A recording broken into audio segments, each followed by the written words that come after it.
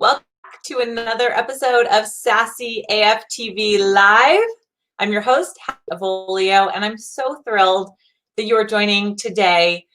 Today, we are really focused on stories, and storytelling is one of my most favorite parts of not only doing the show, but of everything I do in my world is about connection, about relationships, and about understanding people's stories. To me, I find that super inspiring, motivating, and empowering. I'm thrilled to bring you my guest today, who is the host of the Goals for Greatness podcast. She is a beautiful storyteller, and she has her own story to tell. So I'm so excited to welcome Miss Delia Perry to the show. Welcome. I'm so Hello, glad you're Allie. here today. So glad this worked out. Thank you so much for having me. Me too. I'm thrilled. I think it's been such a beautiful journey since we first connected. Shout out to Nate Peo for introducing us. So thank you, Nate, for watching. And I really love connecting with women that are just in this space of empowerment and mindset and really wanting to make a positive impact on this world. Because when we impact, collaborate, we lift each other up, it has such a beautiful ripple effect to everybody that we touch. So I'm really, really thrilled to have this conversation today. Me too. Thank you. I'm going to let you share more about your story. And I just want to say to our audience that if you are watching this live, please don't be shy. Say hello, drop a comment.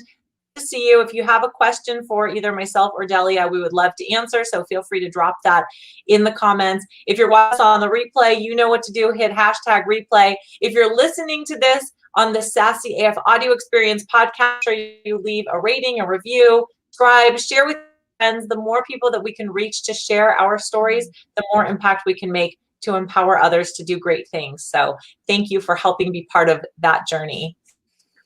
Delia, I want to dive in a little and talk about the Girls for Greatness podcast. You're over 100 episodes in. You started this over 2 years ago as a passion project.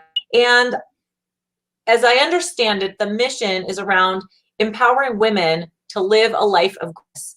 And I want to know more about what is your journey? What is your story? What is your life of greatness that got you to this point? Oh, thank you. Thank you. And thanks again for asking me to do this. This is a lot of fun. So, yes, definitely this podcast was something that kind of came out of my desire to always want to be someone who's been, motivating and encouraging to others, wanting to find a way where I could use those gifts in a powerful way. But really, as well, it relates a lot to my own journey and my own struggles with self-esteem through college and the early years of my marriage. And just, I should say that just that internal dialogue struggle that I had for years and years and years. And, it took a lot of hard work to overcome that, a lot of work on myself. And, the more I came through that, the more I realized, just how many women, I think we're finding themselves in that same struggle, and I think that this podcast has just been a great way to just pour into women, into their self-worth, into who they are, to give them hope that despite whatever struggles they have in their own life, that they can overcome those and do great things in the world too. That's beautiful. That's beautiful. I love it. Thank you for this opportunity to create a platform share this work, because we can all learn from everybody's journey. And it's so interesting, and I'm sure experience as well, especially having teenagers. We all are influenced strongly by social media. Even for those people that say they're on social media, I think everybody is still influenced in some way, shape, or form by this constant influence of seeing what other people are doing. And truthfully, even before social media existed, there was just media, there was magazines, and there was movies, and et cetera, et cetera. But we always see other people, and it's, as humans, I think that it's kind of human nature just to want to compare ourselves, and we don't always know what the other person's journey has been like. So when you don't know somebody's journey, you start conjuring up all these ideas, and you make up a backstory. I mean, think about all those times that we're just, out and about. I know we don't do that as often nowadays, COVID, but right? We're out and about, and we're people watching, and we make up, these stories about the people that we pass by and wonder, how did they get to where they are today? So I think the opportunity that you've taken to really unearth these stories and hear them and allow women to express them is very, very powerful. Thank you. Thank you. Yeah, it's been a great journey. I've learned so much along the way and continue to learn. Always saying that to my audience that, I definitely don't have it figured out, but, I'm on this life journey too. So Yeah, it's part of the process. yeah, for sure. Well, you mentioned self-esteem. I've listened to your podcast. I've read your blog, but a lot of it is around image issues and body dysmorphia and some eating disorder that have come up for you. I'm wondering if you might dive in a little deeper about what self-esteem issues that came for you during that time of college and the early parts of your marriage, as you said, so that others can learn from how you've moved through that and gotten to the place you're at today. Yeah, sure. I was an athlete in high school and college, and I really was fortunate, I feel like, to grow up in the area I grew up in with the friends I had, the upbringing I had. I felt like I was a pretty confident kid, didn't really think a lot about my own body image, so to speak, until I got to college and had just some experiences with a coach I had. And I'm not saying that it was all on him, because a lot of what was said, I just chose to internalize. And Mm-hmm. just having being an athlete and having the pressure to to perform, to make sure that you're physically fit, that you're weigh a certain weight, charting it all was just, it was really hard for me, because I did struggle with my weight my freshman and sophomore year. I went up and down, and as many do. And I just really, I think, for the first time, became so aware, much more aware of my outward appearance and how that related to my performance, or just really just honing in on that and fixating on it to the point where Mm-hmm. it just became really unhealthy and detrimental. And I played the comparison game a lot. And that's something, I struggled with for years, and especially into even, the early years of my marriage. And it just, when you don't feel um, good about yourself, or you're constantly comparing yourself, or you're struggling with your self-esteem, that comes out obviously in other ways too. And for me in my marriage, it was just really difficult. Um, my husband, when you have someone that's, they're telling you, you look great, or you look fine, or you work hard, or you're this or you're that, but you don't believe that. And just whether it's anger or just fear of wanting to be intimate or anything like that, I mean, it just kind of compounded. Mm-hmm. And have always been someone that's been in the, I should say, the self-development world. I've worked on things, but I've been to conferences and read books and all of the things, but it really just took um it took me really understanding where those thoughts were coming from, and how what I had taken from those experiences and what I had chosen to internalize, and then learning the tools to, you know, uh, so to speak, reverse what I was saying to myself in my mind, and to, switch it to something that was positive, and being able to catch it and recognize it and move beyond. Mm-hmm. So yeah, it's a long answer to your question, but No, but it's so real. And I mean, I know when you and I first talked a few weeks ago, I shared a lot of similar experiences in my own life, Mhm. not being an athlete, but feeling the same sort of comparison to other women, to other girls, not feeling good enough, having that translate into all parts of my life, my professional life, my married life, and, really questioning who I am and my own self-worth. Yeah, yeah, It's, for sure. I think it's real, and I think it impacts many, many women. I mean, men too, but I think in a different way. And I think that there's a lot of societal pressure for women, especially in the United States, to look a certain way, to have a certain body type, Mhm. to show up physically in a way that is, quote unquote, acceptable. And of course, Yeah, there is no one way that is acceptable. Every way is beautiful and strong and healthy, and all of that, as long as you are really taking care of your physical and your mental body. But right. but Right. the expectation it can create a lot of cognitive dissonance. Yeah, for sure. For sure. And I sometimes think like this was all before media really even was a thing. I mean, I didn't, those years of college, those years early in my marriage, I mean, cell phones weren't even a thing yet, Right. so it's interesting to me. Like now I just know, like, with my own daughter that, the pressures and the images, and it's just, I feel like it's got to be so much worse. And I even, I think we as women would say that now, even, you know being middle age, whatever, that those images, those ideals, however you want to look at it, are still there. And I think we still have to really hone in on what's true. Right. Right. Absolutely. I'm curious if there was a moment, a trigger, a tipping point when you finally said, enough is enough. I need to start putting some of this personal development work that I've done. I need to really put it to the test. Um, yeah, I've told this story on other shows, but I attended an emotional intelligence workshop in Columbus, probably 3 years ago now is when I did that. And that was really pivotal for me, because it wasn't a conference where I went and I just listened to a speaker and took their wisdom and tried to apply it to my life. It was really hands on, and it was some group coaching that was very intense, and it really forced me to get at the heart of those issues of Mm, where my thought process was coming from.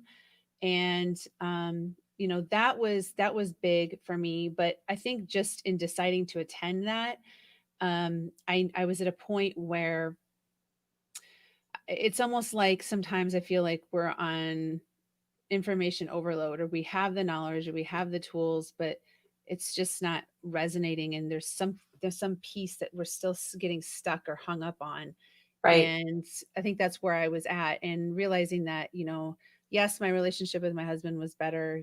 My relationship with my kids was okay, but I knew there was still something more there that I was missing and wasn't jiving, and just all of it together. So that was really big to be able to go and just be like, kind of trace back, this is where these thoughts have come from. I have to take responsibility and ownership for what I took from, these years of whatever, and then decide to move forward, and to let that go, and to realize that, that's not the truth, and to hone in on who I really was as a person.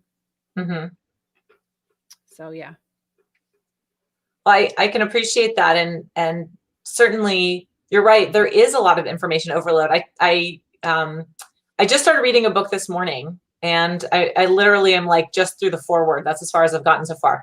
But it's called Limitless, and the author Mm. is Jim Quick. I don't know if you've read this I one. have heard of it. I haven't read it. So it called to me because my women's circle that I host is called Limitless, and so of course it just Oh resonated. yeah. Yeah. So I started this book, and it starts off by talking about ways we are constantly kind of faced with sabotage Mm. throughout our life. What are the things that we need to overcome? He uses a different word that I'm blanking on right now. But one of the things he talks about specifically is this idea of information over.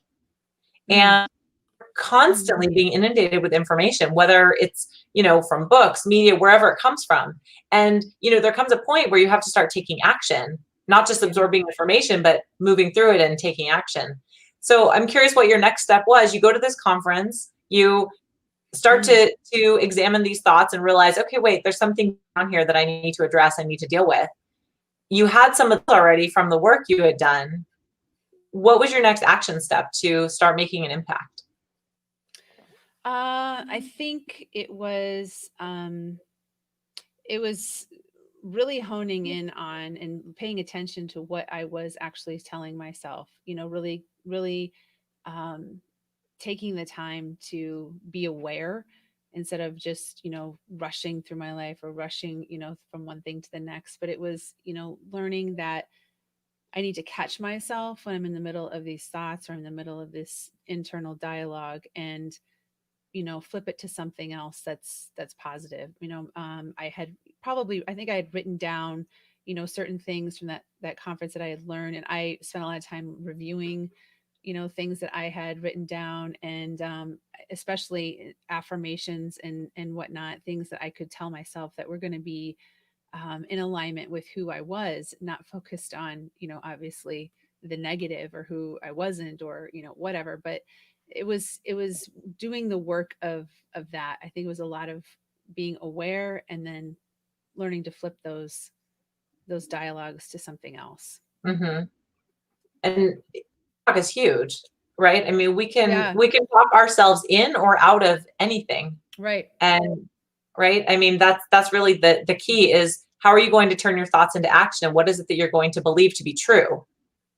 Right. So we have stories that we have been told from the beginning, and we have opportunity to decide, what do we want to do with that information? What is the story we want to keep telling ourselves? Yeah. And how do we want to show up and move through that? Right. Exactly. Yeah. I agree. Yeah. I agree. What about as a mom of a teenage girl? Talk to me a little bit about these issues. She's kind of coming into her own. You've done a tremendous amount. What does that look like for you? Well, it's a tough road. I mean, parenting in any way, any realm, I think any stage, has its struggles. Um, I really feel a lot of times, quite honestly, like I am failing, like I am not reaching her the way I want to, or she's just not getting it. But as we were talking before, I had her actually come on my 100th episode, and I was really blown away by her answers to some of the questions I asked. And it really confirmed that, I think she's obviously paying attention and listening way more than I think she is.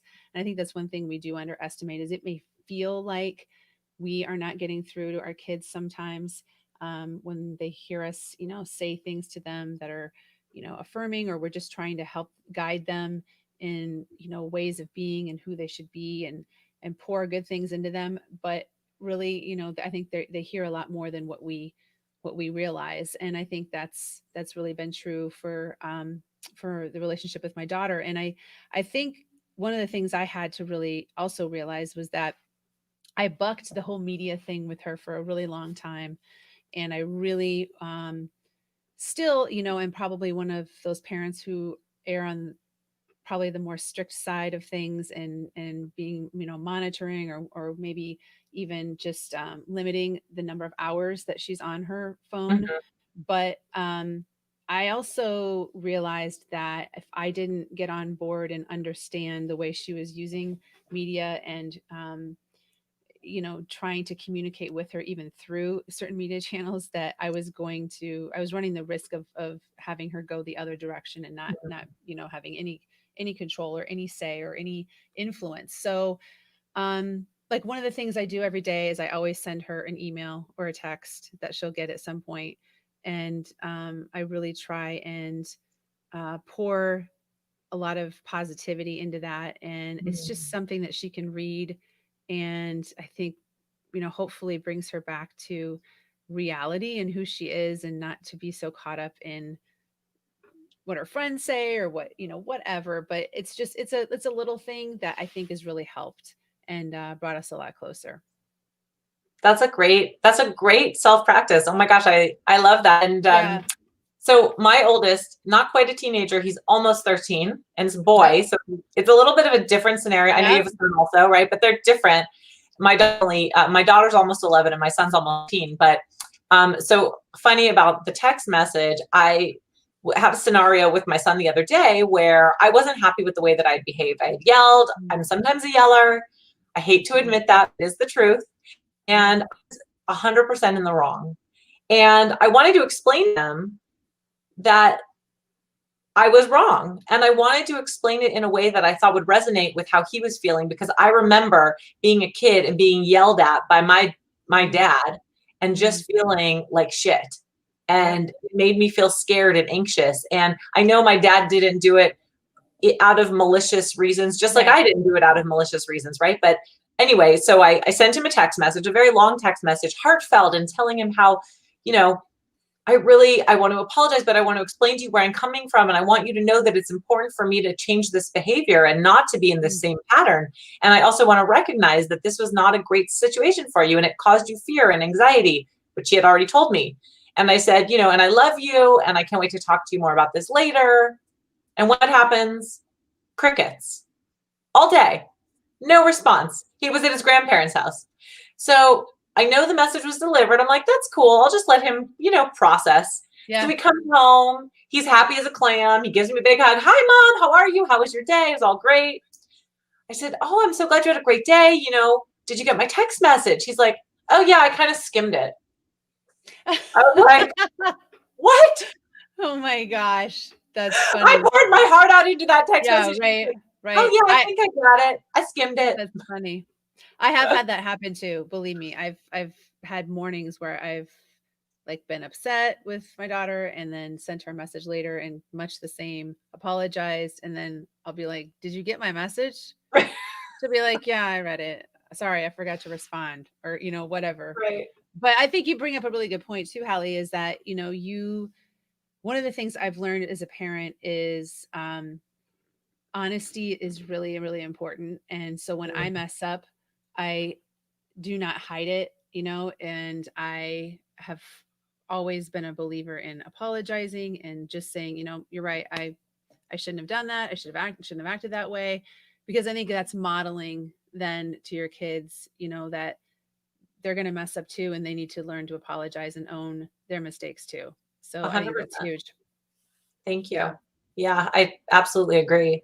Absolutely. And for anyone listening, and I want to dive in to talk about Girls for Greatness podcast because it's fantastic. But I hope that the listeners will go listen to that 100th episode where Delia's daughter is interviewed. And it's such a sweet and powerful episode. And I can tell, by the way, from an outside person that does not know your daughter, that you absolutely are making a positive impact on her life.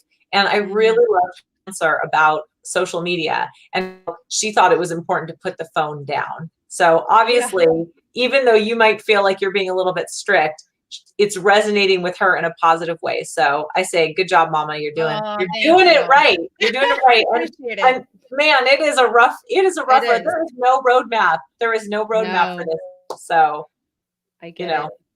I so appreciate that. let's talk about the podcast. Yeah. Tell me about what you love about it and what the journey's been like and maybe what your favorite stories that you've heard is.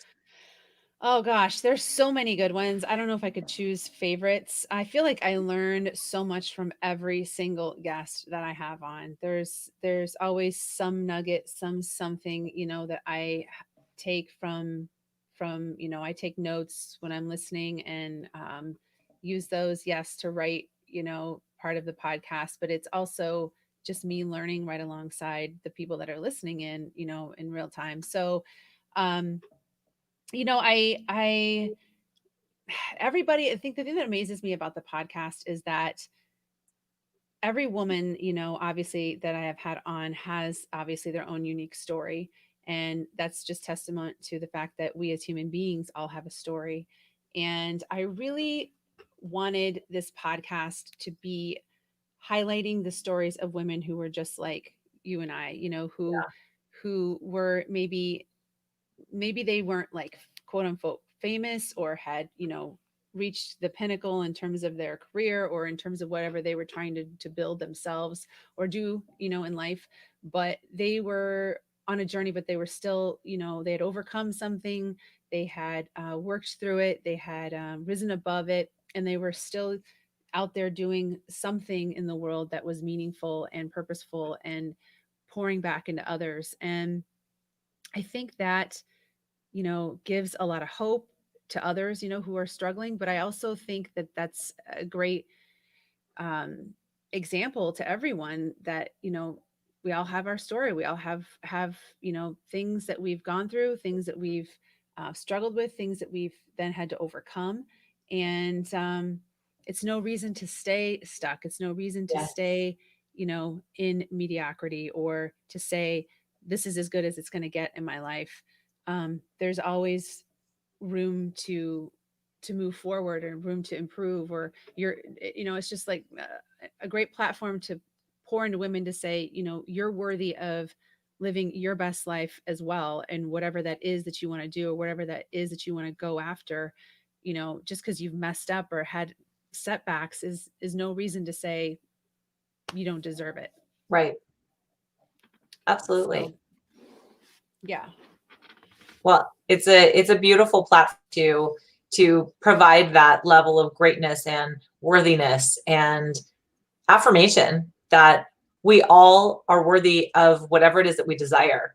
And when we really put our heart into it and we really think about what is it that I truly want, what is my passion, what is my purpose, that's what matters. And we are entitled to creating that, making it come to fruition. Right. Yeah.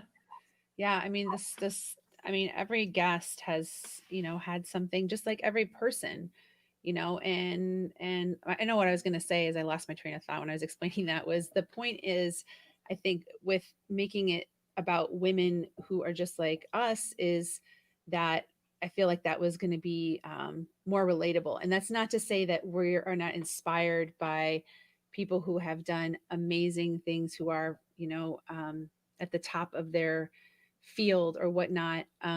Because I have many that I look up to, but I feel sometimes you feel like that they're so far above or so far beyond that you can't relate, Yes. So, yes. Yeah. yeah. Well, I was talking about that last night, actually. I did a live in my Facebook group talking about imposter syndrome and limiting beliefs and this concept of fake it till you make it. Mm-hmm. And one thing that I brought up was that, when we see somebody that's a mentor or an influencer in whatever way, shape, or form that means to you, somebody that's ahead of our journey, right? And we see them as doing these great things, but sometimes we forget that they had to get to where they are. They've had to build that road. They've had to take each step that we've had to take. And if you were to ask that person influencing you in the moment, who's ahead of your journey, and they were to look at you and say, but how exciting that you're at the beginning of your journey, because you have that excitement and that, the stars in your eyes, and you just know that the world is your oyster. Yeah. So there's balance and there's beauty on both sides, right? The person that's further ahead and the person that's just beginning. For sure.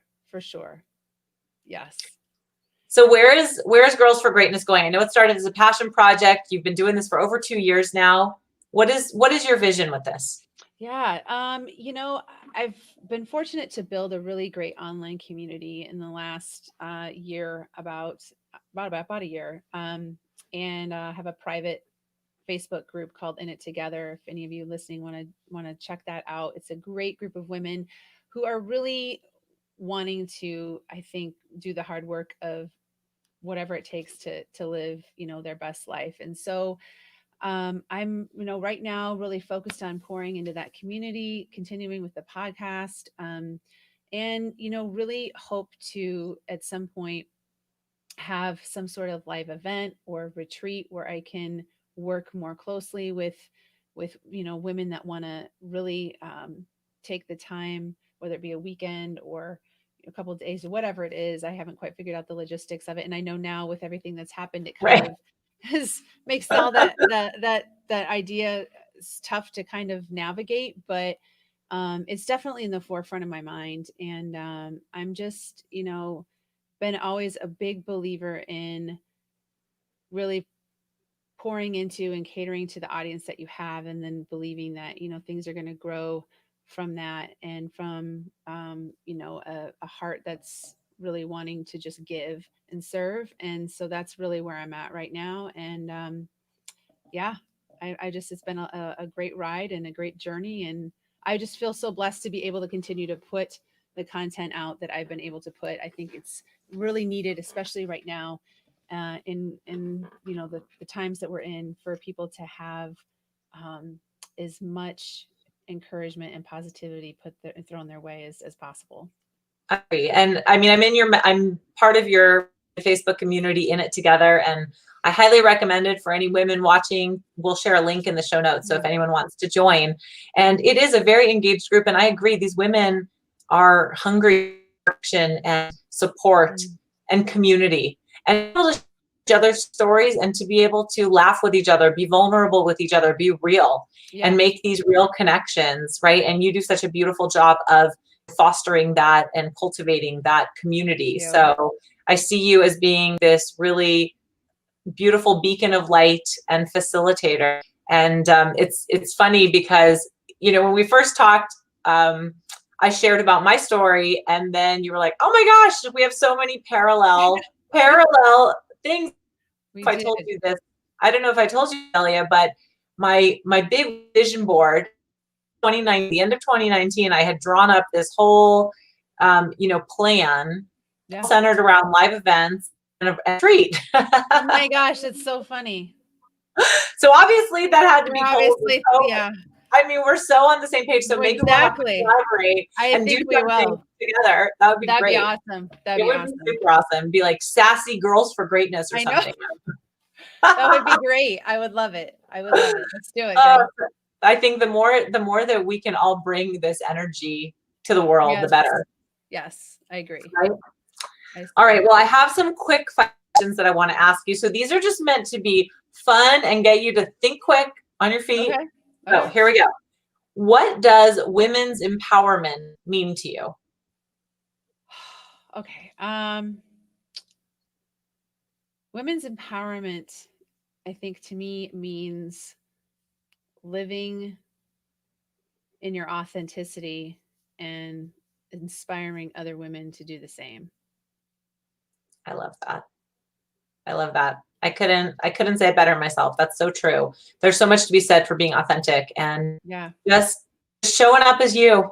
That's all you need to do. Show up as you. Exactly. Yeah. I love it. Who is one of your greatest mentors or teachers? Oh gosh. Man. Well, man, there's so many people I follow that I've learned from and looked up to. I think a really big one for me has always been Mel Robbins.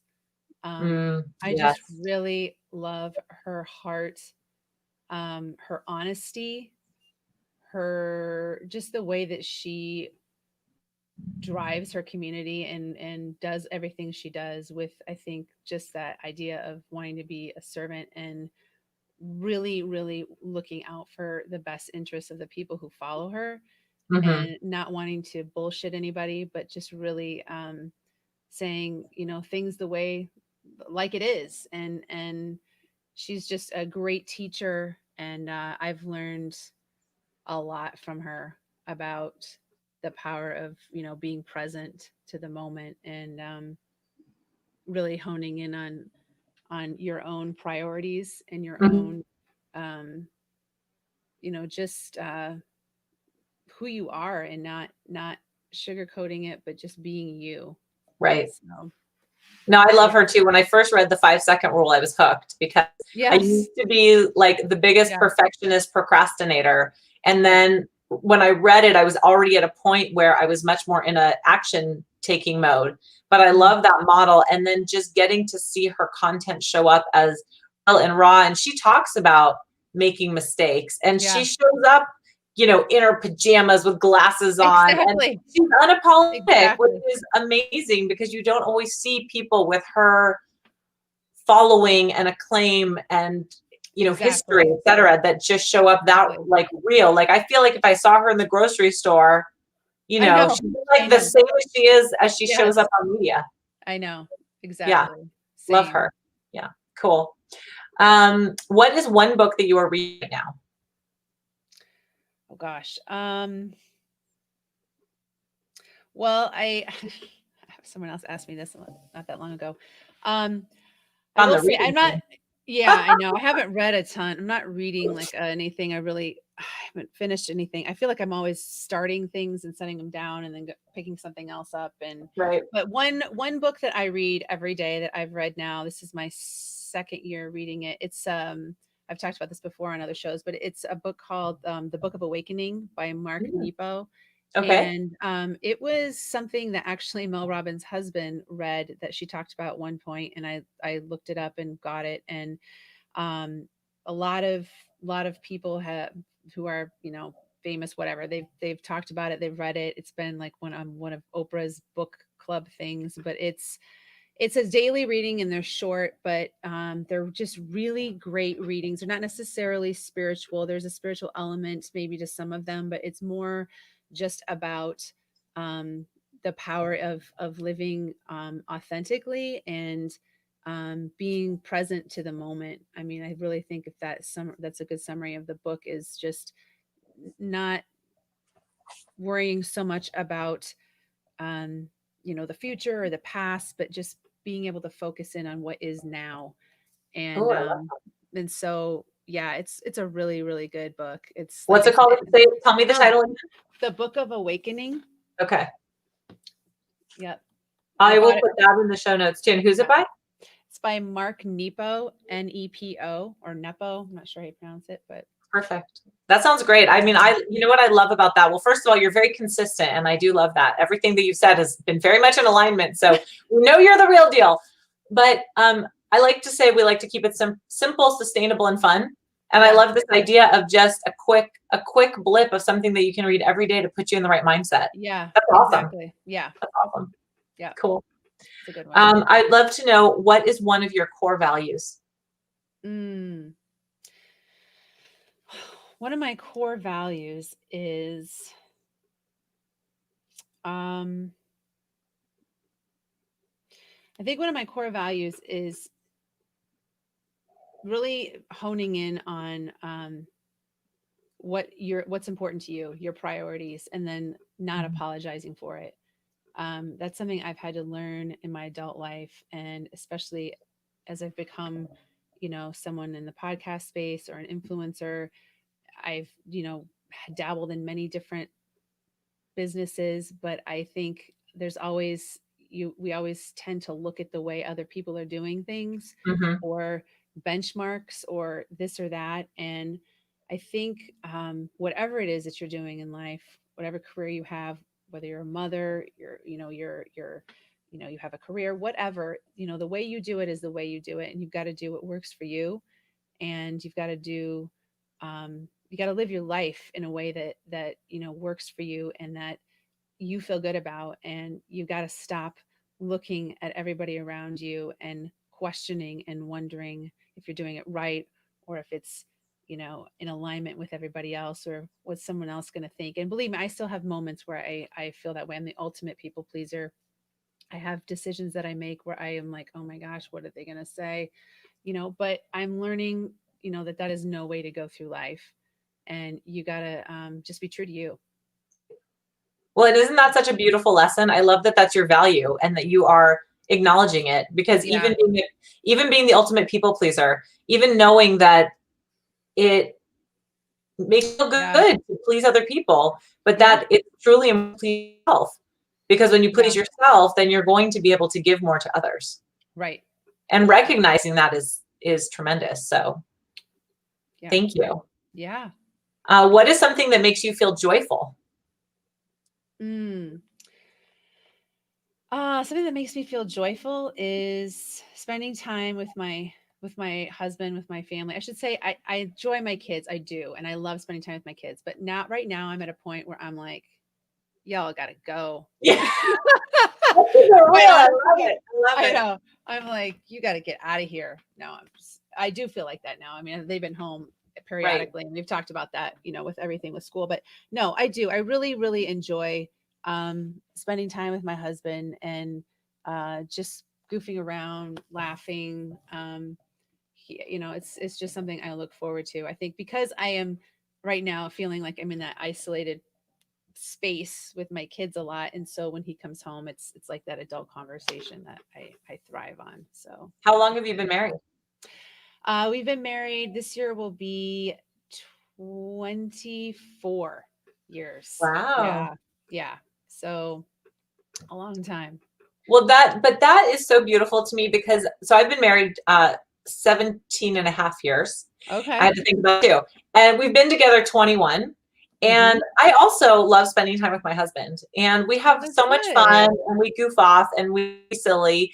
And at the end of the day, of course, I love my kids also, but they're going to like fly the nest, and And if when they Exactly. leave, I don't love my husband and I don't love hanging out with I him, I'm know. in trouble. And I know that there's a lot of people out there that are in that situation. I'm not, Yes. there's no judgment, but I just want to, my husband and I talk this all the time. We feel very strongly that it's really important for us to cultivate our relationship as a married couple. And Yeah. we work hard at it Yep. because it is hard, Yeah, right? it It's easy to is. be with other people all the time, Oh, it even is. when you love them in the world. So So true. So true. I love that. yeah, well, it's important to honor, to honor that relationship. If you want it to stick around, you got the effort, Yes, and I have fun agree. with it. And have fun with it. Exactly. Exactly. I couldn't Yeah, agree more. cool. Okay, here's my last questions. Fun. This is my fun one. You All ready for right. it? All I'm right. ready. What do you feel sassy as fuck? Oh, sassy, sassy. What makes me feel? Is that what you said? Yeah. Um, hmm. That's a good question.